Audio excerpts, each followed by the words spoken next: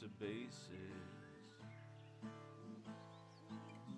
We're back to basics. We're back to basics. We're back to basics.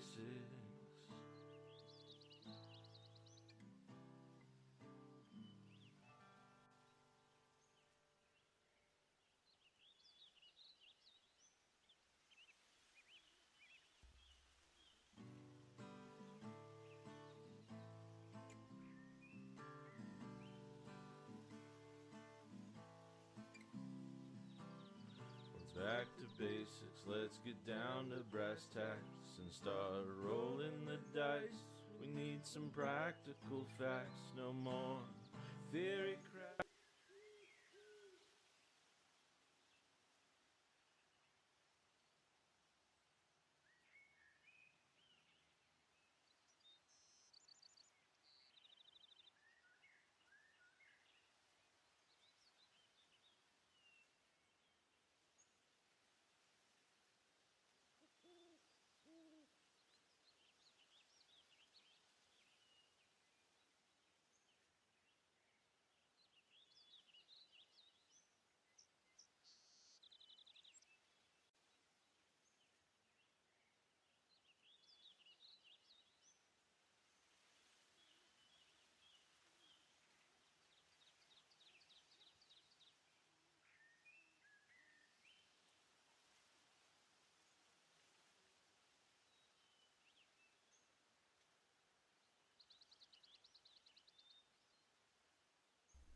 Check 1, 2.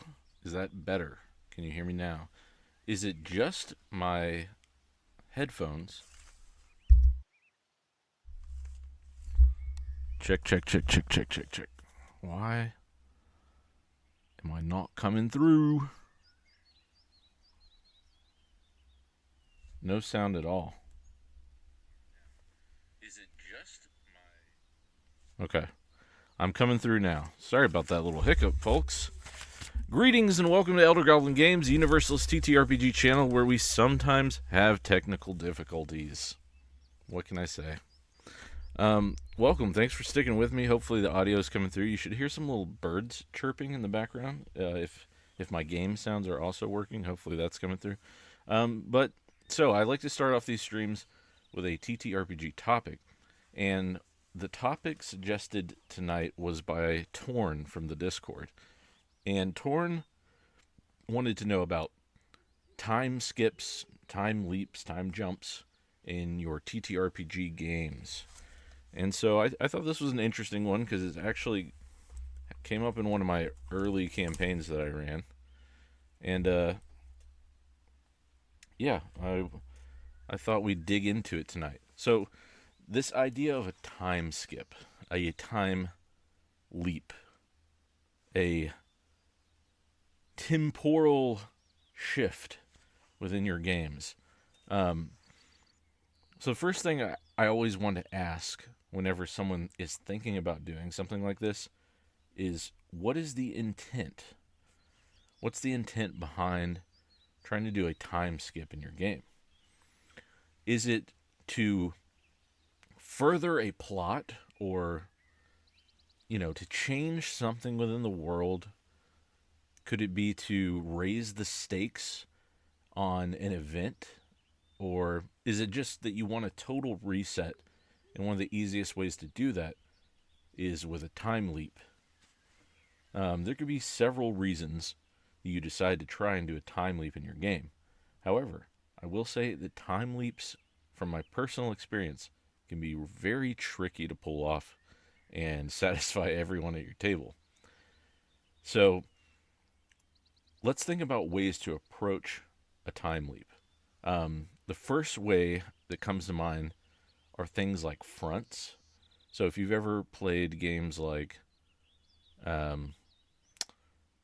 Dungeon World or Apocalypse World, there's this idea of fronts where you're developing the actions of the movers and shakers, or the factions within the world, keeping them moving along, and deciding what ways their choices impact the world, just like the players' choices would impact the world. So you can have different fronts for different kind of things that are happening to keep the development of the greater conflict moving along within the world. That might be one reason you choose to do a time skip. Um, Another is to consider like how the central tension of the world might change if you do a time skip. Are there problems that the players were dealing with that have now either been resolved or perhaps even gotten worse in some ways? You definitely want to think about the implications behind your time skip and all the different things that may have shifted. I mean, and we're talking like, you can do a short time leap where you only go maybe a couple of years, 2, 3, 4 years into the future, or into the past if you want to deal with time travel. Or you can do a really large leap where you go like, you know, 20, 50, 100 years into the future to see what happened and how the player's choices maybe impacted what did or didn't happen in a potential future event. So with that idea, you also want to consider how are the characters and the party personally affected by a time jump. This is where you can get into some sticky territory, right? Because maybe you have like a plot idea or like a greater narrative, and you're thinking, man, it would be really cool to just like jump forward, kind of see where this leads. But then if you forget to really consider the player's investment in the world, like what changes for them personally whenever you do something like a time leap, or mechanically even, does it affect things like their classes, the way they interact with a patron or something like that? Does it affect their personal characters' goals and motivations? Do they shift with a time leap into a future or even into a past? I will say I made a huge mistake when I did a time leap in my game. I had an object. It was like an artifact that they were searching for. And they finally got towards the end of the campaign. They found this artifact and they were able to make one small change in like history, like basically go back in time for like 5 minutes and make a choice. And the implications that that choice had on the rest of the campaign kind of broke our campaign. So definitely consider that. Consider the impact on the players. Yeah, personally, mechanically, their goals, their motivations, will it shift those? And think about, will a time leap undermine the investment the players have in the game, right? Like, if they're connected to characters within your world, if they're connected to NPCs, factions, if they have, family, things like that. In what ways could a time shift undermine those players' investments through that character? Important things to consider. Oh, sorry, I keep bumping my mic. I'm going to move it just a hair out of the way because swinging my arms when I talk. I want to stop and say what's up to everybody. What's up, Kinder? What's up, Drew Hoffner? What's going on, Midwest Malachi? I think that's how that's pronounced. Yeah, welcome to the live stream. I'm trying to do these more often on like Thursdays at 7:30. I'll do this. I'll ramble for a few minutes, and then at some point I'll get into some Cardhunter, a free game that is like a deck builder game mixed with like some D&D grid combat. But yeah, to continue on this topic of time leaps. So after you've considered the fronts, the ways it might affect factions and things like conflicts, overarching conflicts that are happening in the world, and then you consider the characters personally, mechanically, goals, motivations. Does it undermine anything that they're working toward? And then last, is it worth it? If the answer to any of those questions doesn't satisfy you or the players at your table, is it worth it for whatever sort of plot device that you're trying to kind of hang on this time leap, Yeah, and along the lines of that, it's important to consider should you just soft end a campaign, or sort of close a chapter in that book and say, like, hey, we completed a lot of things that we were working towards. We can sort of satisfyingly close the loop on this part of the story.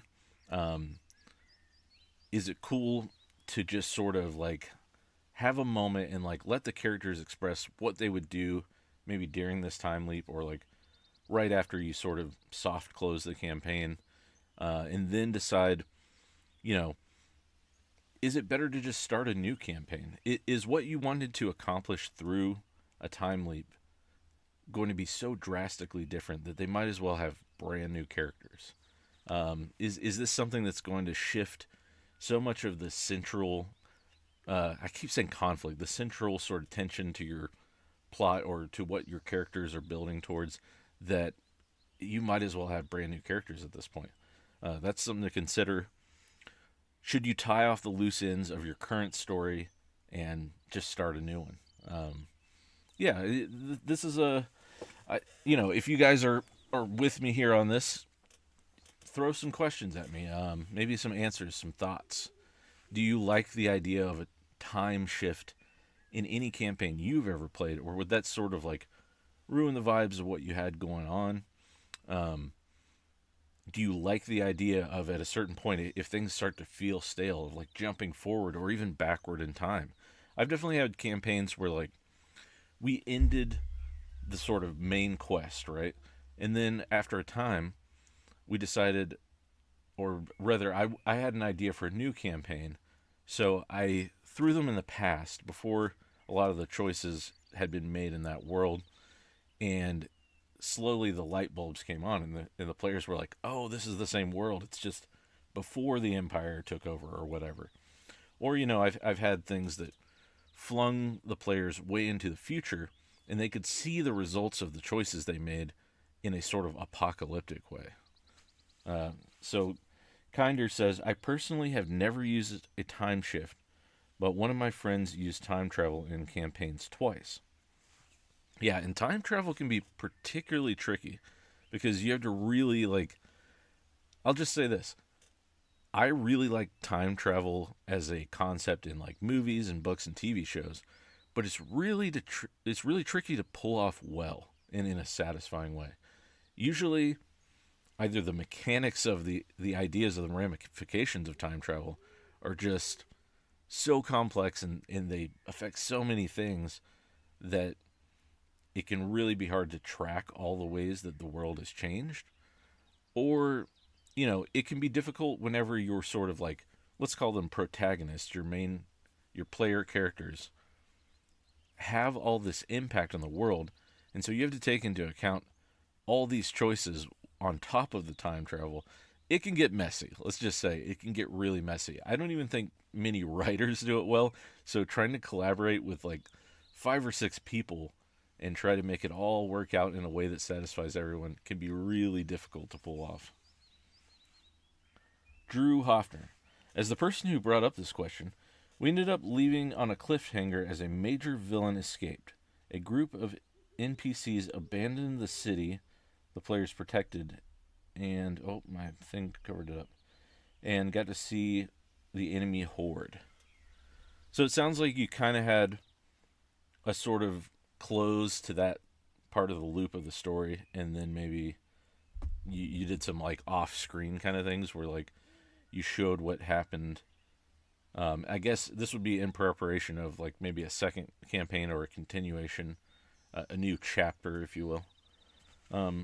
Yeah, that's a good way to do it too. Is really to focus in on either like a villain or factions and like what ways they might have been affected by a time leap, or even like the choices the players might have made towards the end of that first part of the campaign. Yeah, I will say I've only ever done this twice. One was the time travel thing I mentioned, where they went back in time about, I don't know, 2 years or something like that, and made a big choice that had a sort of cascading effect on a lot of the other characters and what was happening. And then the other time was whenever I like moved the plot forward, or not the plot, but the timeline forward in the next campaign. But they had all new characters, and it took them a while to even realize this was the same world because they sort of apocalypse had happened. The current plan is that I will build a downtime system that will play through the first session back, and the PCs will get to advance their characters a bit. Yeah, that's a cool idea. There's a really cool couple of tools that come to mind, or like I guess they're games technically. One of them is called Microscope. I don't know if you've heard of that. And there's another one that I want to say is called the Quiet Year that uses like cards. It's like an interesting collaborative world building tool. There's definitely ways to like modify systems like that if you don't want to create a whole system from scratch. So maybe if you out there are thinking about doing something like a time leap or a big shift in between campaigns, look into Microscope and check out the Quiet Year. There might be something in there you can build off of. But yeah, those are two kind of tools. RPG is kind of, I'm using that loosely. They're really like world building tools, but I think they can function as a sort of game. Especially, I've played the Quiet Year, and I know that one has like a fun kind of collaborative world building elements to it, where like you're going around in the circle and you're making decisions, and then the GM or the game master can kind of like interject and sort of veto a decision or make certain things happen. But then they only have like so many times that they can do that, and so many like powers, if you will, to do that. But yeah, there are plenty of ways I think that this can go well. You just have to really make sure you're talking to your players, make sure there's an open dialogue, and that they understand like what's going to happen, what your plan is. Make sure they're on board with it. Like I said, the way that it can personally affect characters is really important. So I would just really check in with people and be like, is this something you want to do? Would this ruin anything for your character's motivation? Or would you not even want to play that character if I do this time leap? And again, this is just an example. There are ways this can work really well with like shorter leaps and stuff, but the bigger the leap, the more sort of detached from the current story I think the party is going to end up being. So you definitely want to be careful with like how far forward or how far backward or sideways, whatever you want to create an alternate universe where their choices led to some totally different events, but not mess with the current one too much. Yeah. Anyways, this was just one topic we had here. Thanks, Torn, for bringing that up on the Discord. I'm always looking for input for topics to do for these little AMA live streams. And by the way, you can ask me anything during these live streams. They don't necessarily have to be related to whatever topic I bring up at first. I just like to have something to build off of, or to get the ball rolling. I'm always down to answer whatever questions during these streams that you may have, especially relating to tabletop role-playing games. Thank you guys for even showing up. Thanks for doing some input down here in the live stream. I haven't done too many of these, so they're still kind of catching on. They're a little bit on the slower side right now, and this was kind of last minute. I just decided I was going to do one because I was sitting around not doing much tonight and I had some free time. Drew says, we're just doing 6 months so we can come back in the middle of a massive siege on the city. Yeah, see, that's a perfect example. 6 months isn't going to like radically change what's happening in your game, in your campaign.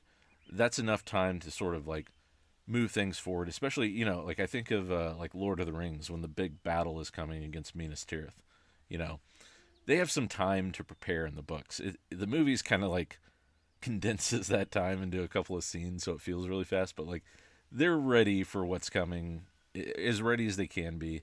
And that's a perfect example of like an amount of time that like your players can get on board with. Nobody has had like years go by and their character's hair has turned gray, and maybe their family members are dead and stuff like that. Just those small enough to like move that plot point closer so that you can get into the action and not worry too much about the overarching impact of the timelines moving forward and factions and fronts and things. Where did you get that shirt? Where'd you get your shirt? This is Old School Essentials. I got it from Exalted Funeral had a sale for Black Friday, Cyber Monday. Um, I bought a bunch of adventures that I'm super stoked about. A bunch of the Necrotic Gnome adventures, which are like my favorites. Actually, I have a video hopefully coming out next week where I talk about different adventures to run, especially for like new game masters. Um, yeah, I got it there. It was as cheap as it's ever going to be. It's a little tight for me personally. I like a little bit of a looser shirt. I was a little not crazy about that. Yeah, not trying to show off too much muscle here. Um, Not that I have much muscle. I'm a nerd. Put all my stats in charisma and wisdom, right? Okay. Well, unless somebody has some more TTRPG topics and ideas, I'm going to jump into the game. The game we came to see and play tonight. Well, hopefully you did. A game very inspired by Dungeons and Dragons. A game that I have no idea why it didn't soar in popularity. Oh, we have another one. So I have an RPG called Time Watch, in which you are time travelers who are supposed to protect the timeline, but there's a built-in ability called Stitches, where you can make small changes for free. See, this is another thing, right? There's this kind of question or idea of genre in tabletop role-playing games. I was actually listening to a great video earlier today. Peter from Tales from Elsewhere and some of the other guys I wasn't as familiar with were having like a roundtable discussion.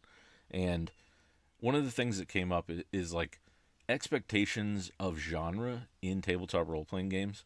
Like if you know that you're getting into a deadlier game where you're playing a funnel and you should really just think about your characters more as resources, right? Like when you're playing a DCC, a Dungeon Crawl Classics funnel, it's a different sort of attachment level because of the expectations of that game. Like it says in the front of the book, you're not heroes. You're bakers and gong farmers. You're cut purses and reeves and stuff like that.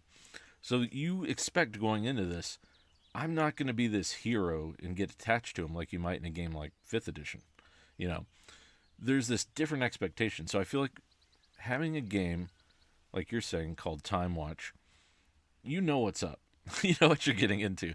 You know there's going to be some wonky, weird, timey-wimey soup of like things that happen in that game because of the choices you make. You said it basically works like a Bill and Ted's Excellent Adventure, where they're like, so after we finish this, we'll go back in time and put the item we need to find it in the past. That's a great reference.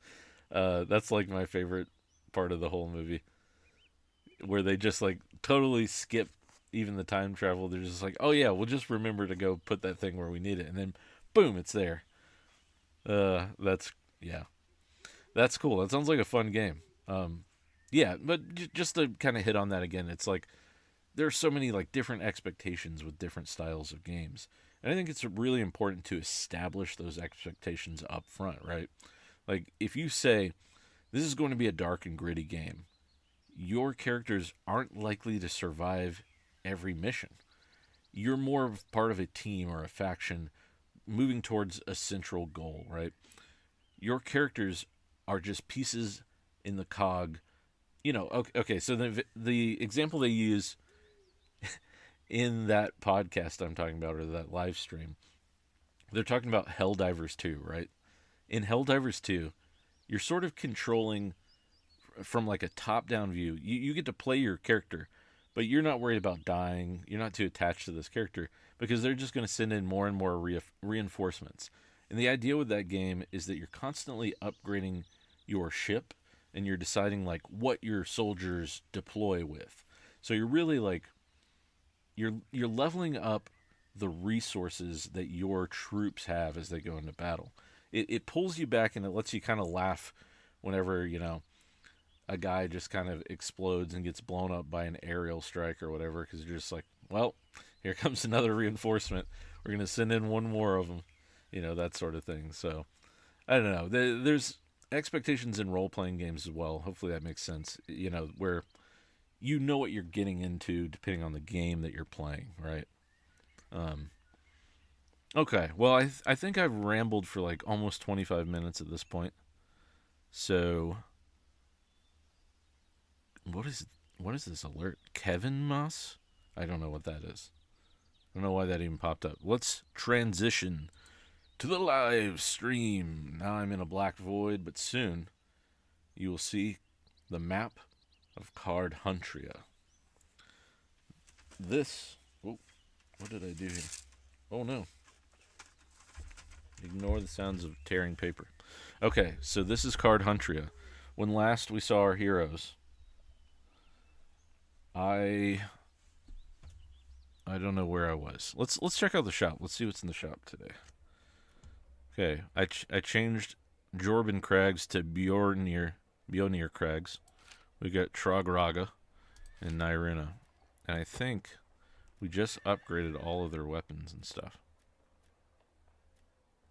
Let's see. I think I decided to go more Flame Mage. Is that right? No, Traveler. Alright, well, let's get into it. This is the map. You can see here there are no eyeballs, meaning we completed these 4 adventures. By the way, this game is totally free. You can get a lot of the first run of adventures.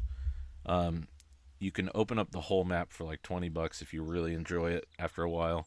You know, play it for a bit, see if it's something you enjoy. Play it with friends. You can have up to 3 people do these quests together or even compete like multiplayer online. Hello, kids. What's up, Swords and Stones?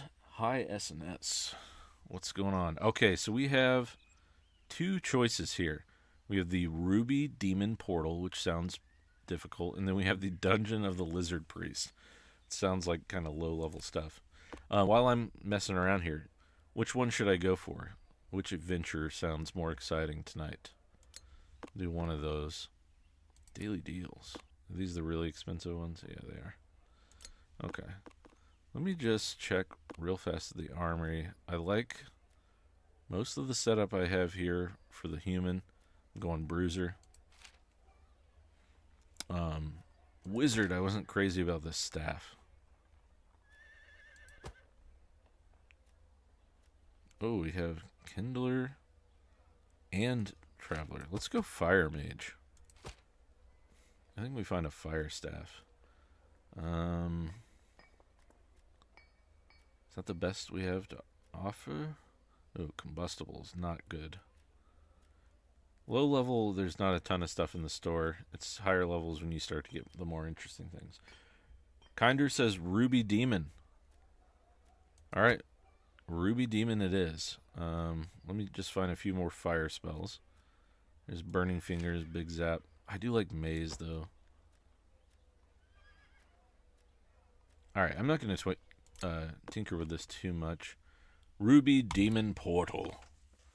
And now. Oh, y'all got snow, Jordan? Yeah, we did get a little bit of snow. It didn't really stick around for long. I don't know if it's still snowing. It was pretty windy when last I looked outside. Like, it was just... The intense winds actually kind of reminded me of the hurricane. But that was earlier. So Gary says, a horde of misshapen imps are pouring forth from a yawning abyss of pure terror. Close the Ruby Demon Portal. And then we have our adventure synopsis. The wizard Aloizo sends you warning of the demon portals, magical gateways to the great abysm. Great abysm? I've never... Maybe that's supposed to be abyss? Is that a typo? To the great abysm, through which endless demons will pour forth. Excuse me. The first of these is opening nearby. You must slay the demon spawn that have already emerged and destroy the sigils to seal the ruby portal forever. For levels 4 to 5, 3 diabolical battles. Alright, begin adventure. Oh, Aloizo directions bring you to the ruby demon portal. It squats in a scrubby wilderness surrounded by a towering obelisk and tall dead trees in 4 concentric rings. Important. You must fight your way to the center and speak a charm of sealing before it spews forth an unending army of demons. Battle. Alright, so these are the concentric circles. The gates of hell have opened, revealing 2 fire imps and 2 arcane imps. Tremble, mortals! This is probably what I sound like whenever I'm trying to make my adventures sound intense. Oh, let's see what we have here. Quite a few new messages. No snow right now. We've had a bit for a few weeks now, but mostly up in the mountains. It's 29 degrees outside right now, though. I'm in the Okanagan Valley of the southern British Columbia. We usually have almost a foot by now, but the weather keeps changing. Lord knows that's true, SNS. Alright, so we got our trait ones right out of the gate. So I got Bruiser. I add 2 damage to any bash I play, and I keep for 3 turns. And Kindler. Whenever a burning card you control burns, it deals 1 additional damage, keep, duration 2. So that's cool because the burn that would happen at the start of their turns does 1 extra damage. So it's actually quite a bit of extra. Okay, but I didn't get any burn cards, so whiff. Big whiff. Alright, if I remember right, imps have a lot of ranged magic attacks. So I want to use this cover here. I'm going to get behind. Oh, she can see me. Or wait, no, maybe not. Oh, I'm right out of range. Thanks for that. Okay. Dwarf is slow. Doesn't move too far, so just going to walk. And even though this is difficult terrain, I'm going to get behind this so I can have cover. All right, there we go. I'm going to get a bludgeon here. Uh-oh. The demon burned me. What a twist! Okay, I put my cleric way over here, away from everyone, which is cool. And now my wizard can only see Singian fire imp. So I'm going to blast Singian as much as I can. All my little spells here. I might actually kill him. Nice. And then I'm going to end the round, getting rid of my simple bash, discarding down to 2. Chronological shift. Is that where you've done something in the past and forgotten, then your wife reminds you? Oh boy. I won't get into that one on live stream, but she's definitely reminded me of things I've forgotten in the past, because I can be very absent-minded. It's like when it's good to move forward or even backwards in a campaign timeline. Oh, I'm a bit of a rookie. Go, well, either when this is done or, you know, whenever you feel like, you can go back and check out the beginning where we really dig into that discussion in detail. Alright, I'm going to move this dude here. Oh, check this out. Force bolt. Slide him toward my cleric. Then the cleric gets to do this. Heals my mage. Oh no. Only to get shot again. Let's see. Can I righteous frenzy my warrior? Alright, I'm going to put him right here. Oof. I could, but it's only it's duration 1.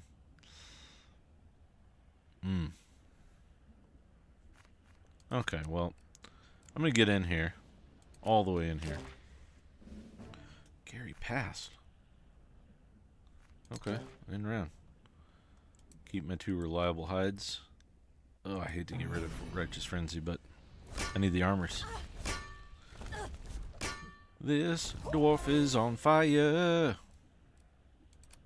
Okay. I'm gonna walk here. Oh no.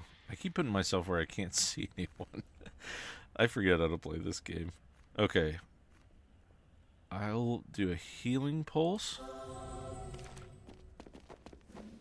I'm gonna get my warrior in here. I can't hit him with the righteous frenzy still. Okay, bash.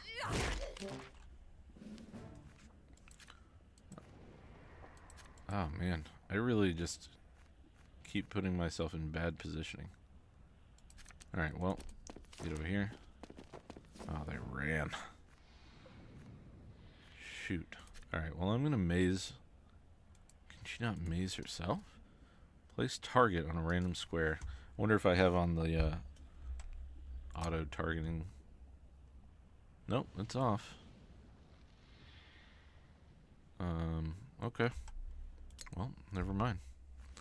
I just can't target. I guess I'm not a valid target. Alright, well. Goodbye again, Righteous Frenzy.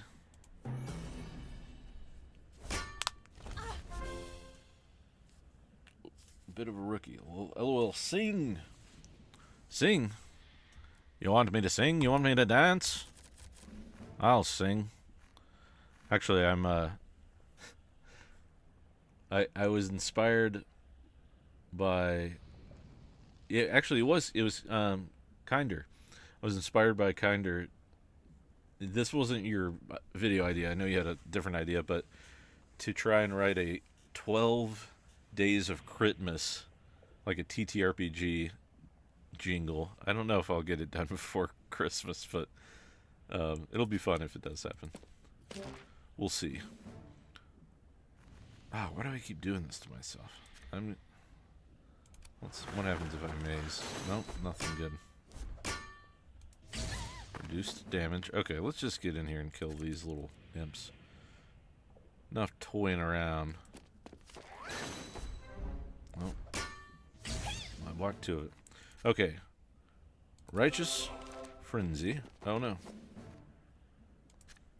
Gonna flare this one. For 6. Force Bolt. This one. And why not? Let's just heal everyone. Top off. You know what? Get in there. If I draw a bash next time, I'll hit him. Well, I've got 20 days. It's true. I have quite the extensive calendar of videos I want to get out. It's not very high on the list. You know, this is something that I don't talk about a whole lot in my videos or on the channel or whatever, but there's so much I wish I could do that I just don't have a ton of time for. I know people are probably like, you're like a professional dungeon tuber at this point.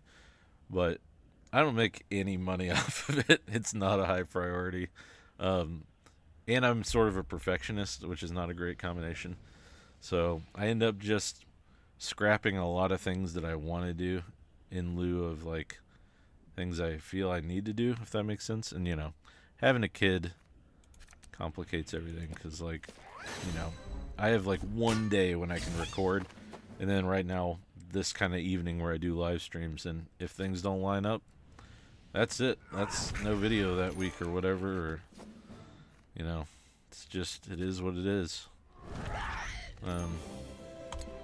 So it sounds crazy to be like, I've got 20 days, but then it'll be like 3 weeks have passed. I'm like, oh man, I really didn't find any time to make that 5-minute video. Editing is the death of my channel. I spend too much time in editing, which is why I'm trying out these live streams to see if like there's a different way I can connect with, you know, viewers and people in the community and stuff. Anyways, I will stop rambling about that because I'm sure nobody cares. Aftermath. Inside several of the demons are useful treasures. Inside several of the demons are useful treasures. That's a different way to put that. Wincing, you retrieve them for later use. Shadows dance among the plinths ahead. You must press on to the next ring of the circle. Collect loot. You get a little bit of loot here. That's a pretty good... I like Shifty Stab a lot. It's 2 range, so it's like a polearm, for 2 damage, and you get to step 1. So you like move and then attack. It's really good mobility mixed with damage. What is Rusty Armor? Armor 3 for 4 or better. I like my hardy mail. Ramble on, brother. Editing always takes longer than you think it will. That's for sure. Especially when you're a perfectionist. True, the imps are a bit puny, but I think we get to use some cooler demons later in the campaign. Whoa, too much information, Gary. Don't spoil it. Ruby Middle Ring. Beyond the standing stones of the outer ring stand a dozen dead black trees. Imps frolic unwholesomely among the boles. Several of these emit an evil green glow, and acid drips from their talons. They bound toward you and attack. Battle! I love this game. This game is like when I just don't have enough D&D tabletop games in my life. This at least kind of fills the void a little bit. You get to have some fun little tactical combats, do a little bit of character building, level up, get the experience even without some of the role play. But when Melvin played this battle, he always moved after the acid imps had sprayed their acid. Whoa, there's a tip for you. Alright, we got Traveler. Memory loss. Okay, if you don't end this move adjacent to an enemy, you can trip. So that just means I don't lose priority. So I can go like here. And then...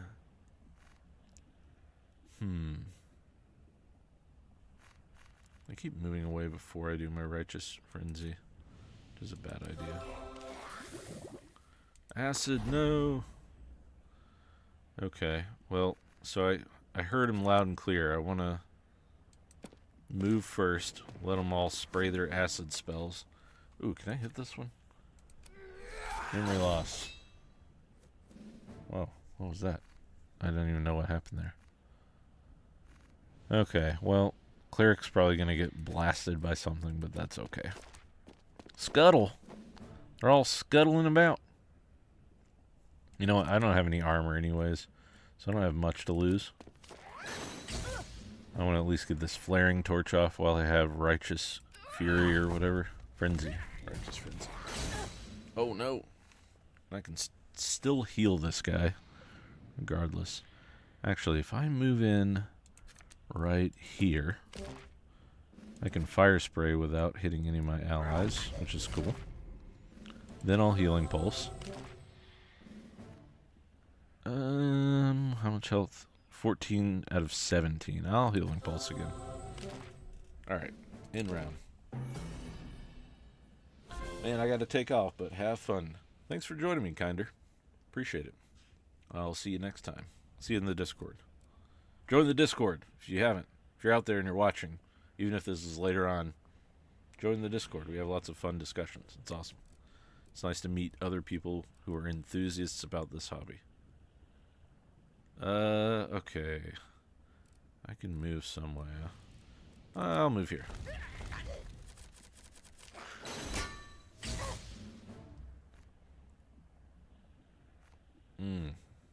Everybody only keeps drawing one attack, so Righteous Frenzy is not great for that. Alright, I'll Righteous Frenzy the mage. Oh no. Alright, well first off, let's kill this guy.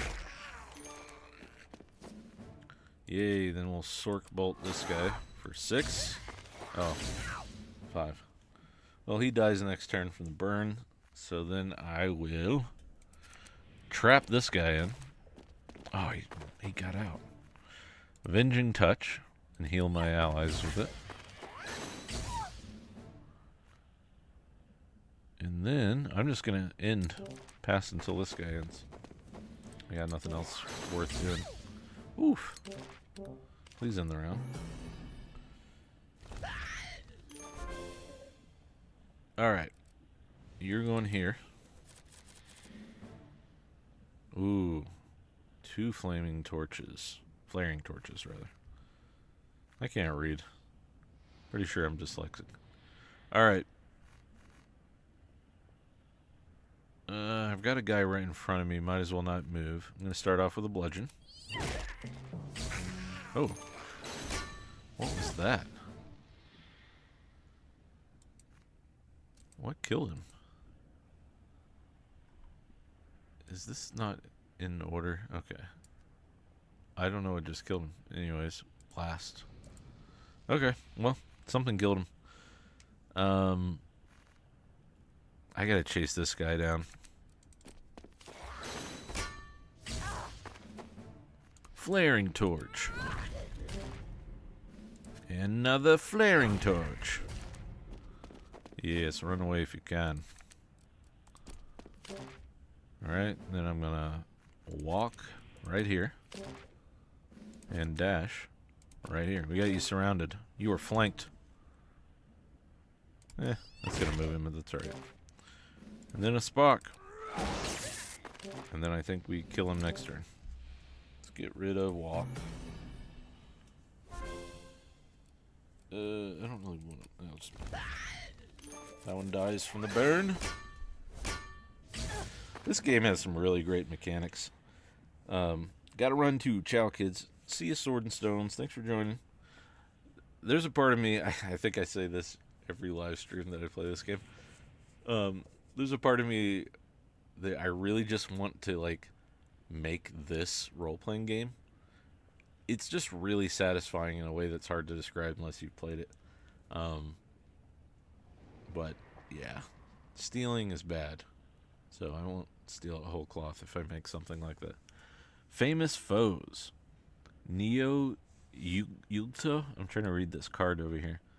These horrible monsters value dung above all else, and thus are customarily found on the short end of a deal with other dungeon creatures.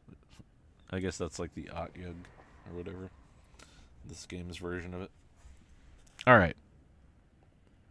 I'm just gonna hit my friends with fire because I want to kill this guy. And once more with feeling. Dun-dun. Victory! As you approach the inner ring, the stones begin to throb violently, radiating sickly green light.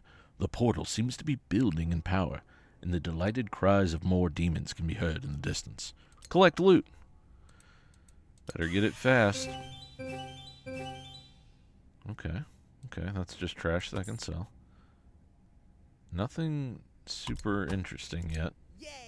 Yay, there are several more battles here, but I rolled a 20, so you found a secret path leading directly to the portal. The Ruby Portal. The Ruby Demon Portal, a monolith carved with fell runes, flickers with an unholy light. As you arrive, a blazing demonic fire sprite emerges from the portal. You must destroy this hateful harbinger of evil before the portal can be sealed. Battle.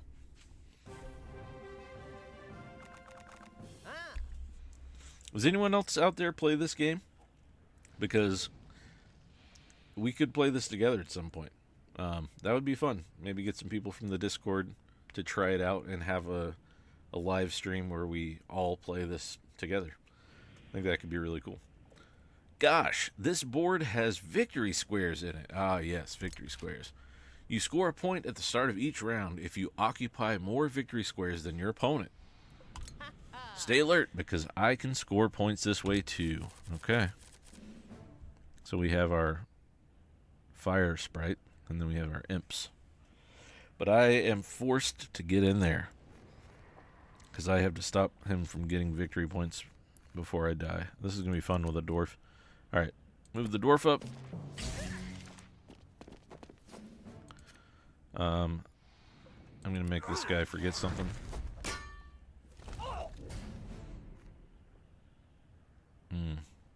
Why is that guy already hurt?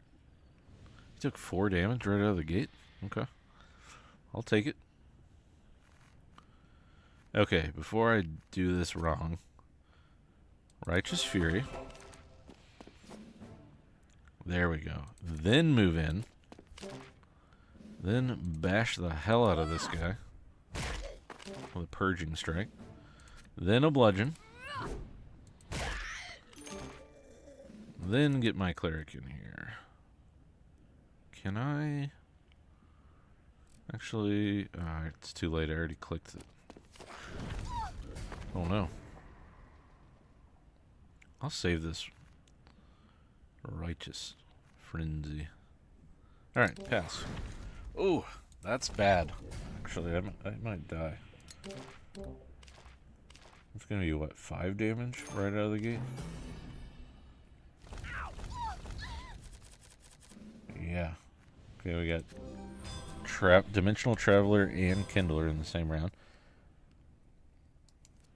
Frenzy 2, Duration 2. I basically have to hide,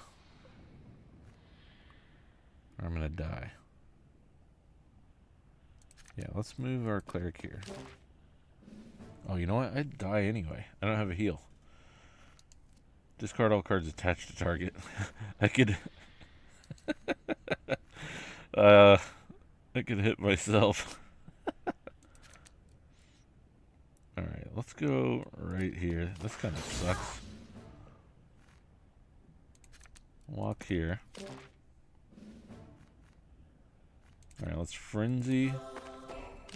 Get all the utility I can get out of this before he dies. I hit her for 1 so that I can frenzy one more time. And then... I wonder if he's immune to fire. This is the arcane imp. He shouldn't be immune to fire. Okay. That's 4. That guy's probably dead, but I don't have anything else to do with this, so there you go. Alright, Gary only has 1 star so far, so 1 victory point. I'm gonna lose my cleric. That sucks.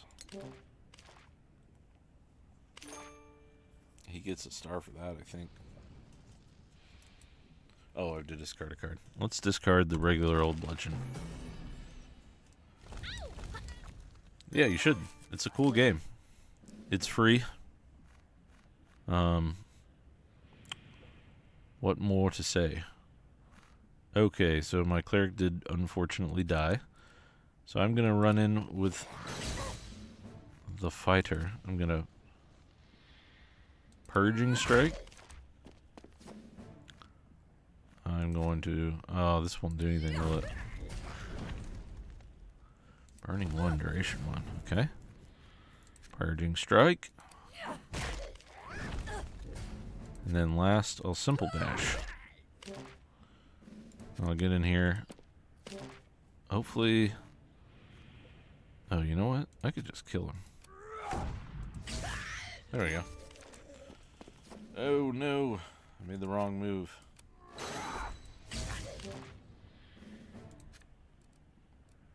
I don't want to hit my own guy. Let's see what happens here. Boing! I got the victory because I held the location. Sometimes there are alternative conditions to victory in any combat. Never forget that, kids. Goals. Geography, objectives, adversaries, limits, and stakes. I believe that's the 5 from my goals video forever ago. Alright, Aftermath. With the last of the demons dispatched, you may now speak the charm of closing taught to you by your staunch friend Aloizo. As you chant the mystic syllables, the lights within the portal flicker before disappearing. The gate has now been closed, and you have halted the demonic invasion. But for how long? Sorry, I'm still getting over a cold, so I get a little, you know, a little something in the nose. Alright, we leveled up. This is exciting stuff. Gain health, and I got the divine skill. I don't have any divine skills, so we'll have to go to the store and find one of those. Alright, unless we get one here. Oh, we did! This is treasure. We sell for gold. Ooh, that's a really good armor. Oh, where did it go? Is it here? Wait a minute, where did it go? Did I accidentally just sell it? I will be really sad if I did. Oh wait, there it is. It just moved from here to here for some reason. Okay, ooh. That's a good armor. Probably better than 2 Righteous Frenzies. Yeah, and then why not? Let's just give him this, whatever this is. Ooh, Slicer's fun. I like Slicer, but I don't have a build for that yet. Renown up. I don't actually know what that means, but we did it. Yay! Ooh, Defensive Woodhome is a special adventure. Blue Manchu gives you an epic item if you beat this treasure hunt. Level 6? Okay. Yeah. Oh, cool. You've already bought this treasure hunt. Did you get the basic edition? I sure did. I was going to buy it for you, so I'll give you the pizza instead. Enjoy. Nice. This is for level 6 to 7, though, and I have 3 level 4s, so we ain't going to do that one right now. Let's see. How long have we been going for? Going for about an hour, almost? Is that right? Let me look at my run sheet here. Yeah, 55 minutes. All right, well, I'm going to do one more adventure because we kind of got through that one pretty fast, and these are fun. So let's do the Dungeon of the Lizard Priest. Adventurer. The Lizard Man Priest Slubgut is leading an uprising. Apprehend this scaled menace and bring him to justice. Somewhere in the ancient sewers of Shieldhaven lies the hidden lair of Slubgut, malign priest of the Lizardmen. Plunder this den of scaly iniquity and liberate its treasures if you dare. For levels 4 to 5, 3 exciting battles. What? Say, Elder Goblin, do you know what the 12-sided die is for? It's always been a mystery to me. That's a joke about barbarians, because no one ever uses the 12-sided die. Okay, sewer lizards. The journey to find Slubgut's lair begins in the sewers beneath Shieldhaven. Did I just read this? No. The ancient sewers are a place fit only for these subhumans. The stench of ordure is overpowering. Is that odor? Ordure? You're approached by 2 lizardmen warriors, stationed here as an outer guard. They bar your path with wicked, poisonous spears. Okay, so they have spears. Well, this is a cool map. Whoa. The floor is slippery with this malodorous slime, but I rolled a 15, so you didn't stumble. Phew. Man, this is real old school if he's rolling for me. Holy Presence. At the start of each round, discard all cards attached to adjacent allies, then heal 1 those allies keep. Okay, that's good if I get, like, burned or something. I want to stand near him. Who got that? My priest. I always want to say cleric. Alright. I guess I corner one of these guys. I'm going to do this. I'm going to walk here. Oh, that's not what I was expecting. Alright, well, going in. Getting stabbed. Let's do a purging strike. A flaring torch. Oh no. Poison stab. And a simple bash. Okay, I'm going to heal. And heal. I'm going to dash now that this guy's here. Able stab. Wow, that's a good one. Bash. He's going after my wizard. Yeah. I'm going to do this because I think he's going to heal it off of... She's going to heal it off of herself right now. Alright. Well, I'm in the way of my fighter here. So let's get him in. Or her in, rather. I keep forgetting I made an all-female party. Boom! Victory! Incorrect. Gary, you roll dice like you mean to murder them. Dice rolling requires subtlety as well as vigor. Good old Melvin, or whatever his name is. Aftermath. Only creatures as low as lizardmen would use poison in open battle. These foes lack honor. You search the lizardmen corpses and find several items of value. Fortunately, the noxious gases in raw sewage here are deeply corrosive and will dissolve their bodies, covering your tracks. Well, I think chat has gone dead, but thanks for joining. Hopefully you guys enjoy this. Check this game out. Check out the channel. I feel like things have been moving a little slow lately for some reason, but hopefully you guys are still enjoying the videos that I make. Hopefully you're enjoying these live streams or these discussions we have at the beginning. And, feel free to join in at any point if you see one of these live streams and ask me a question. I really do this to answer questions more than anything, and I'm just playing this game in the background because it makes me think of different stuff about role-playing games that I enjoy, and sometimes sparks other ideas for the next topic or the next discussion. So yeah, feel free to chime in if you have any thoughts, ideas, questions, concerns, or you just want to talk about the channel and things that we cover, different role-playing games that you are interested in, or if you want to know ones I'm interested in. Here's one, for instance. Then yeah, chime in, say what's up. This is a cool staff. What is Sorceress Blast? It's just 6 damage at a range of 6. That seems pretty good, though. Ooh. That's a good robe. What is the robe? I don't have a robe. So there we go. Oh, and extra bludgeoning power. Yeah, let's trade one of these out, because that one's really good. Able bludgeons and all that. Yeah, okay. Yes. Note how I cast them, with grace and panache, deft, yet manly. You would do well to copy my technique, little brother. Descending a rusty ladder brings you to the slime tunnels, a maze of filthy and unsanitary passageways. Slubgut has posted more of his guards here. Bubbling out of a cackling pipe comes some kind of sentient black ooze. It joins the reptilians and they attack you.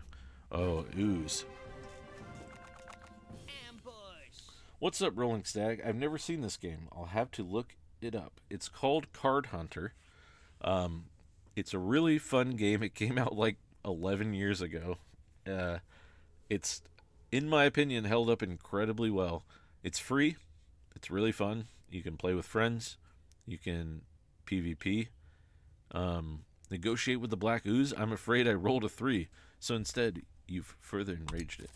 I love all the D&D vibes. It's a fun game to play when your D&D game gets canceled or whatever role-playing game.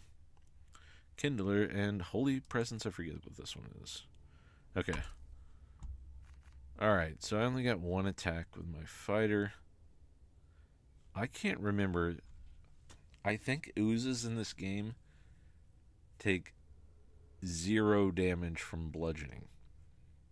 I want to say that, like, it bounces. That you need to use slashing and piercing. Or, like, lightning or something. So, basically, my priest and my fighter are going to be useless against the ooze, if that's true. So I'm going to run all the way in. And try to bash the crap out of this guy. Then I'm going to Righteous Frenzy my mage. And run in and try to finish the job here. Ooh. Okay, well, I'm going to Healing Pulse because we both got hurt pretty hard. A Force Bolt.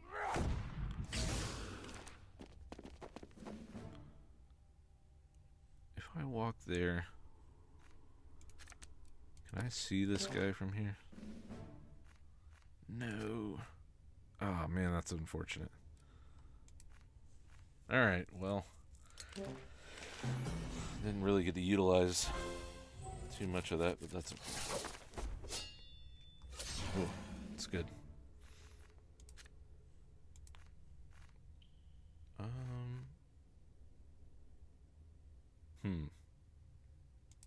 Unholy Frenzy.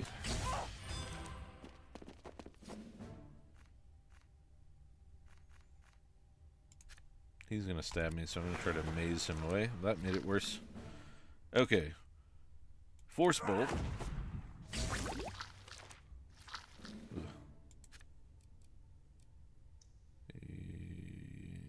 I'm going to shuffle first. See if I can get away from this ooze. Yeah, that was the right choice. Take that, you fiend. Okay, run after this guy. Oh no. Well, I'm going to finish this guy off. And my wizard didn't get hit. Oh, wow.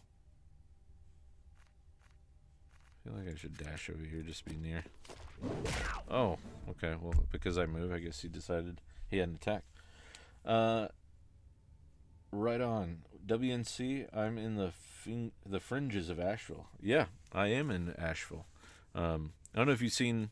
I made a couple of videos after kind of the storm and everything hit, grappling with like what was going on, and then like, you know, we had to leave, so I made a video about my emergency kit that I took with me, just in case I had a chance to play role-playing games, which ended up being a good decision because I got to play with my in-laws, my parents, and my wife. And it was a fun time. We played Shadow Dark, and I ran The Waking of Willoughby Hall, which would fit right in with this game, by the way. Oh, this is adjacent. Oh, no! Okay, well, I'm going to pass this round in. Nice. Ooh, bruiser.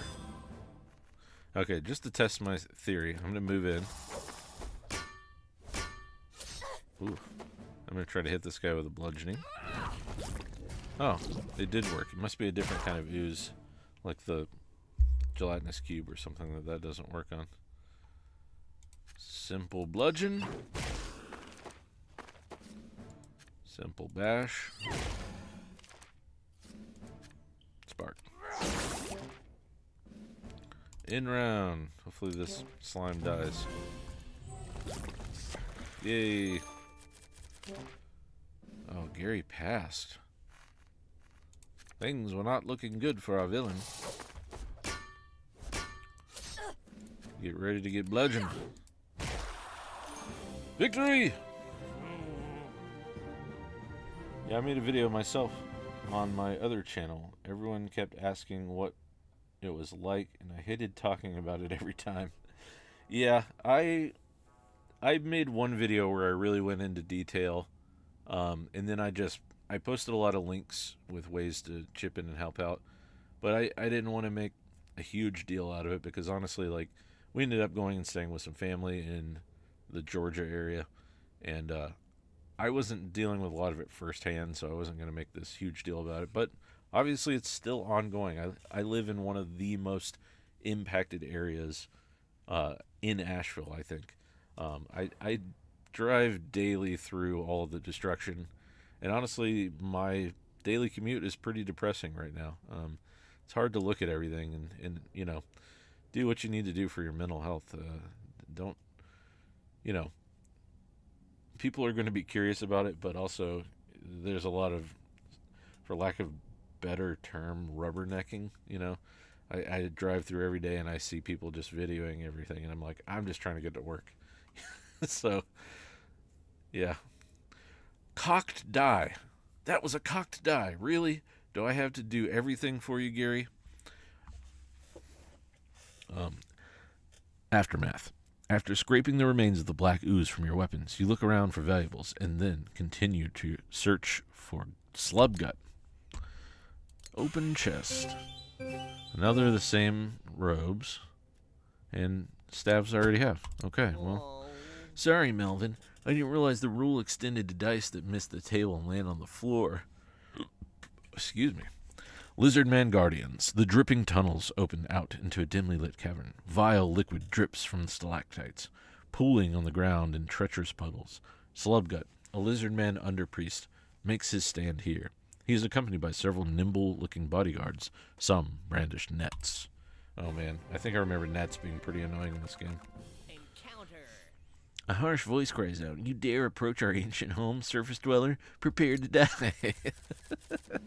I really want to run a game. Like, this game makes me want to run, like, the most classic version of D&D imaginable, where, like, lizard men are just evil, and goblins are bad and stuff, and, like, you know, it's all about just going into the dungeons, killing stuff, taking loot, and trying to survive. There's not a lot of, like, depth to it. I don't know why. This just really makes me want to run, like, a super classic D&D game. You might even say an old school essential. Anyway. Time to kill some lizard men. Alright. What's my move here? Sure Strike Blessing. Attach to target. When target next plays a melee attack, that attack is unblockable and penetrating. What is penetrating? Oops. I think if I hover it, it tells me. Well, I thought.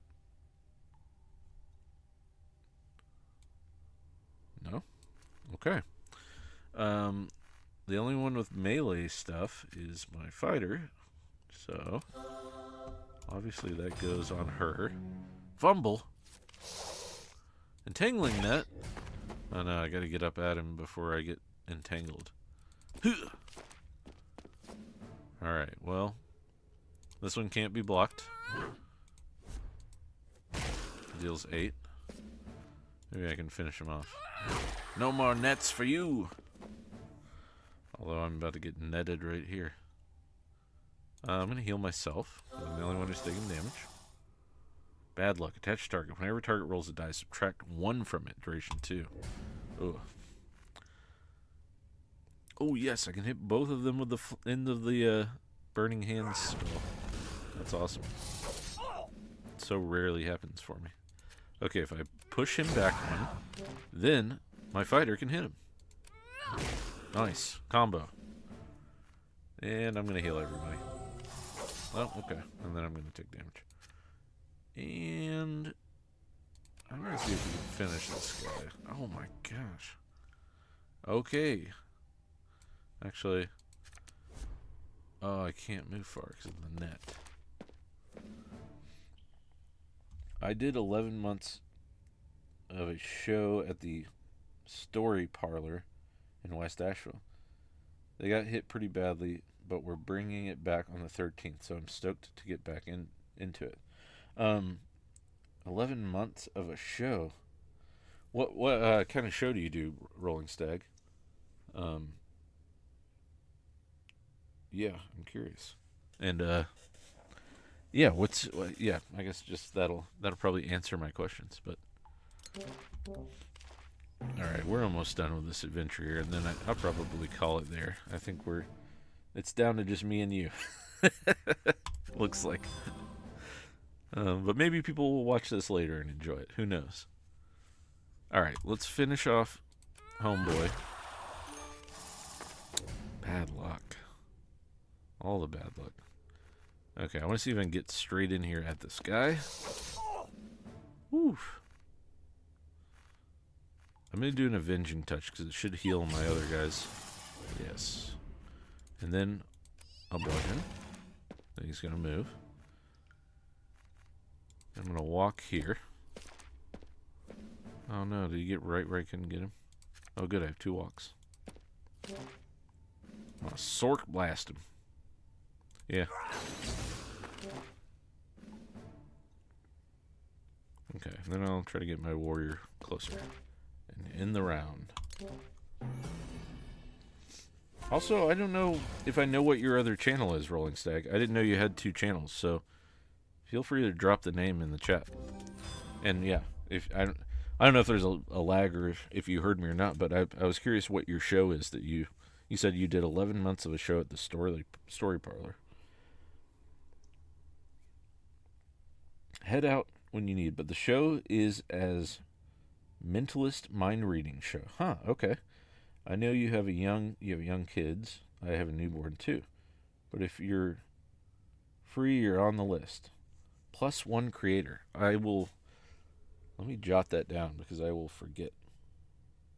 Yeah, I have consummate parent brain, and I don't remember things as well these days. At least that's my excuse. Wait, what was it?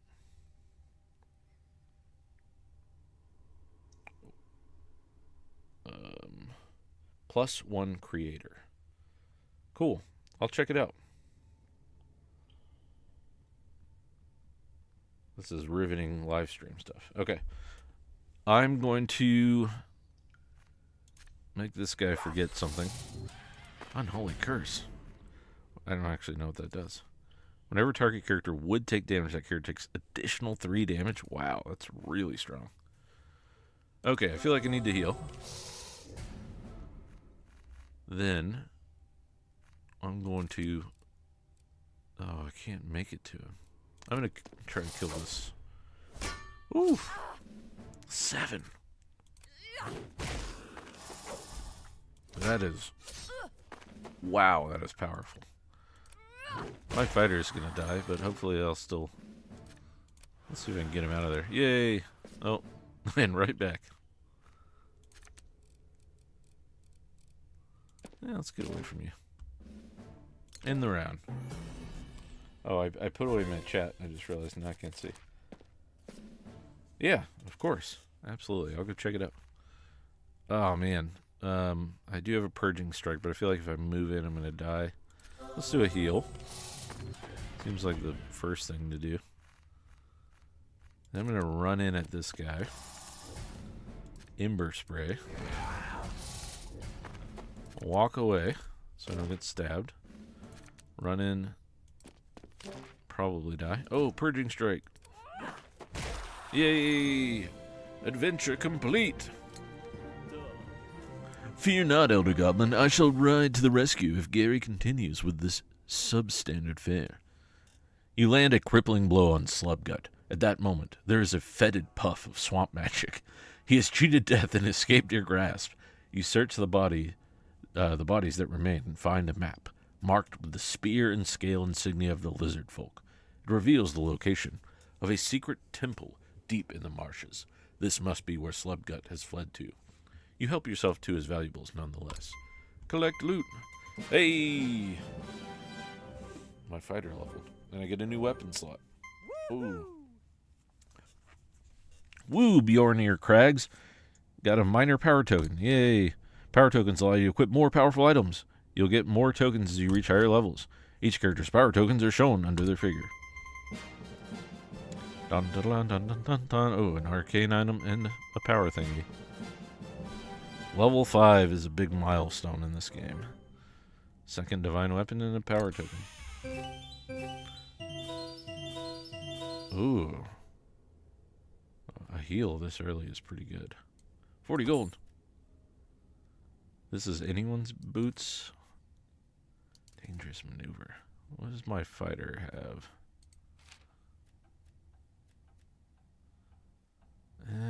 Those are pretty good. Maybe I'll do these on her and give this to our dwarf. Yeah, I think this goes to the dwarf. That, what is it called? That flanking move can be a lifesaver. Okay, well, I think that's going to be it for tonight.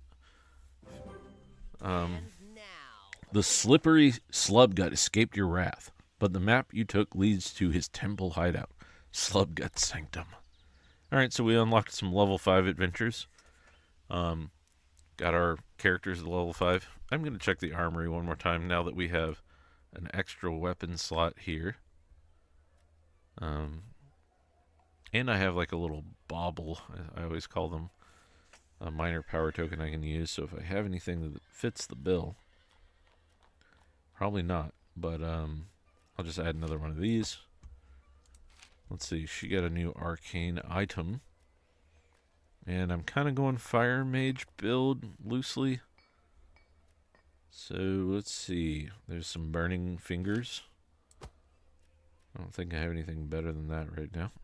And then, of course, another divine weapon. Ooh, when did I get this? I don't have enough to use those yet. Those are 2 major, and this is 2 minor. That looks pretty good, though. Alright, what do we have then? 2 heals and a bunch of bludgeons is pretty good. I don't hate the reaching swing, though. Those can come in handy. Oh, that's pretty good, too. That's what I already have. Yeah, I'll do the, we'll do this.